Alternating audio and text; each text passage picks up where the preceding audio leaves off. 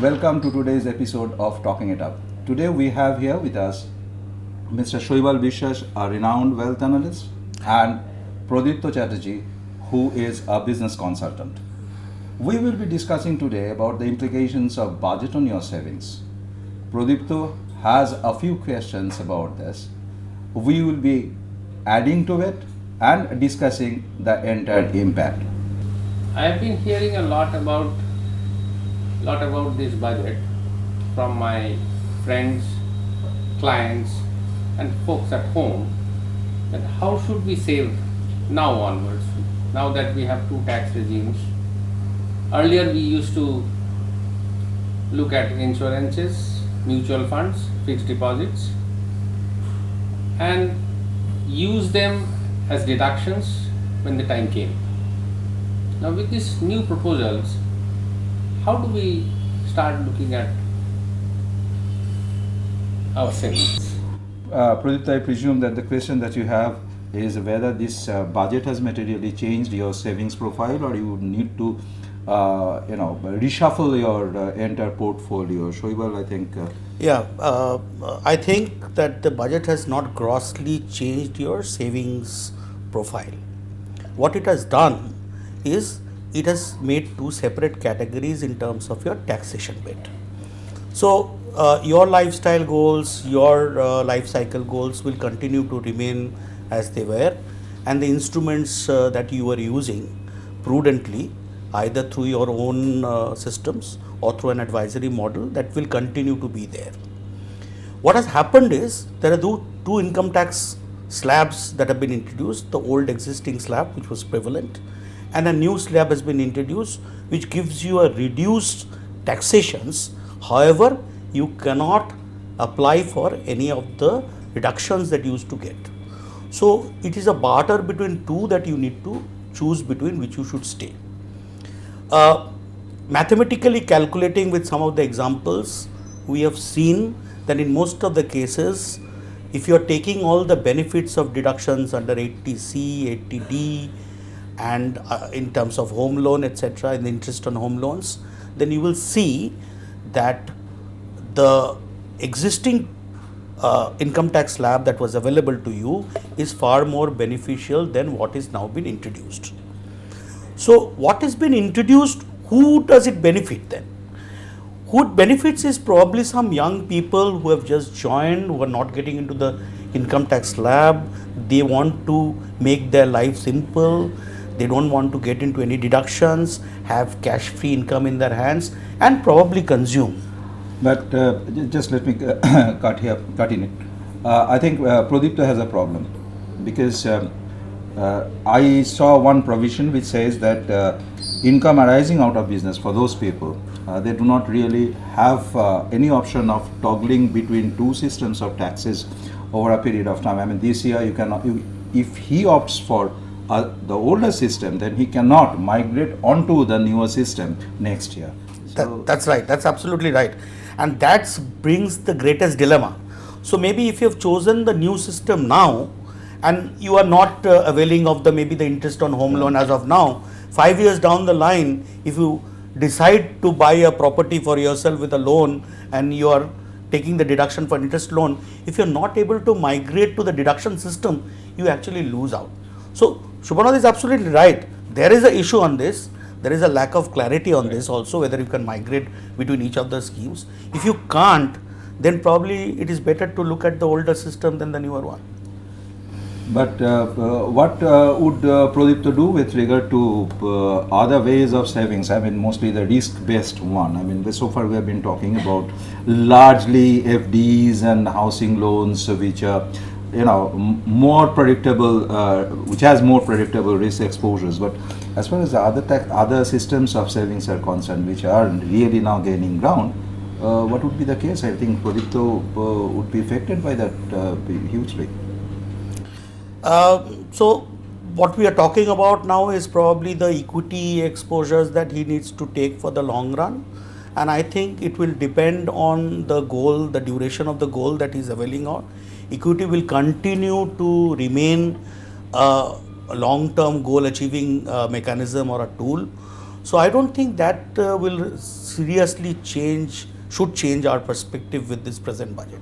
Yes, there's some tinkering in terms of taxation in that also, but I think for the long-term goals to achieve them, I think we'll have to use equity instruments to reach there. One more aspect about insurance on deposits in the banks. Earlier it was 1 lakh, now it is 5 lakhs. What does it really mean and how does it affect the consumers, common man? See, there is a lack of clarity on that, but Finance Ministry has started coming out with clarifications. See, the issue goes like this: if you have 3 accounts in a bank, then all those 3 accounts will be clubbed together, and the increased insurance coverage that you have been given will apply to all 3 of them, taken as if they are one account. So if you have more than 5 lakhs in any one of those accounts, then that account will gain the most in the sense that it's getting protected. But if you have all the 3 accounts having 15 lakhs, then you will be protected for your exposure with respect to that specific bank for 5 lakhs, not more than that. I just want to add here something. I'll play the devil's advocate here. So 1 lakh has become 5 lakh, which is a great thing because you are covered to that extent. We were only covered by 1 lakh. So if any bank failed, then at least you're protected to the extent of 5 lakhs. But why are we looking at failure of banks?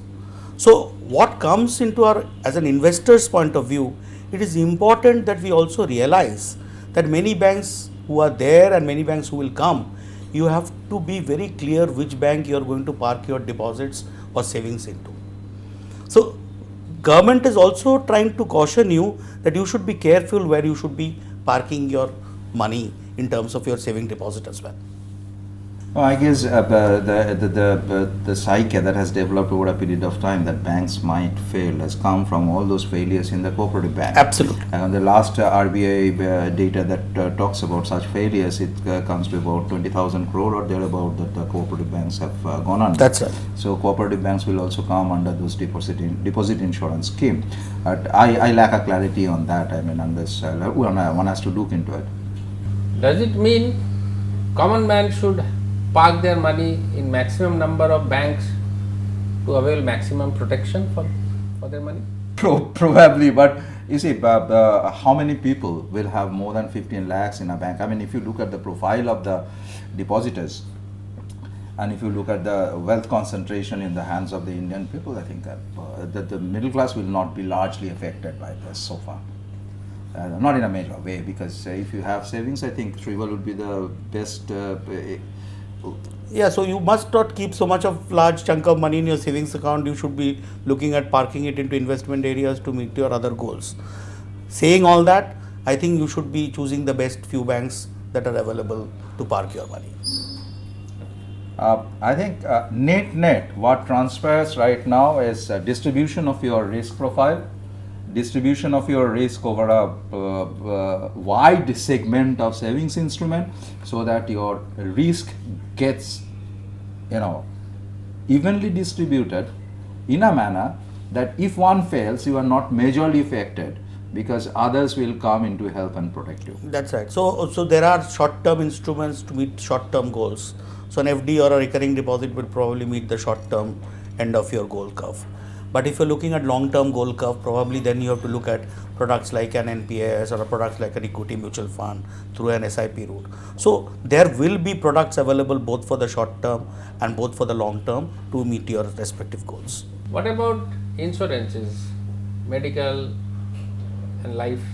It is a must. I think it's a must for anybody. The cost of health insurance is growing at a much faster rate. So, and there will be more introduction of technology in terms of medical science, and all of these will cost. Okay. So it is imperative that your medical insurance is well covered. If you have a family, then your family is well protected. That means your life is well protected, so that if you are not there, they should not fall into any kind of problems. So protection side must be very well covered, and that is one part of the financial planning bit. So one is to save and grow your money, the other side is to protect your family and yourself. In a manner, insurance should never be clubbed with savings, Investments. Absolutely. I mean, this is a different proposition altogether. But what would be the tax implications? Yeah, I mean that if you opt for the current one, you won't get any deductions. If you stick with the older one, you will get your deductions. But irrespective of whether you, even in the long run, if you keep getting your tax rebates or not, I think it is advisable to stick to your insurance plans. Which means That you should carry on with your Mediclaim, you should carry on with your life cover, and you should at least take an expert's advice to apportion your risk engagements. and carry on with the current. No, I think for you at your age, I think the older one would be the. Older Yeah, most one of would the be calculations reflect that if you're taking most of the deductions, then the older one is far better in terms of numbers than the newer one. And in terms of your investment pattern, I think you should stick to your goal, you should stick to your investment that achieves that goal. I mean, this is a tax bit and that's your investment bit. We'll have to keep that segregated. The tax bit is something which has been introduced, you stick to the old plan and you continue to invest as per your goal schedule.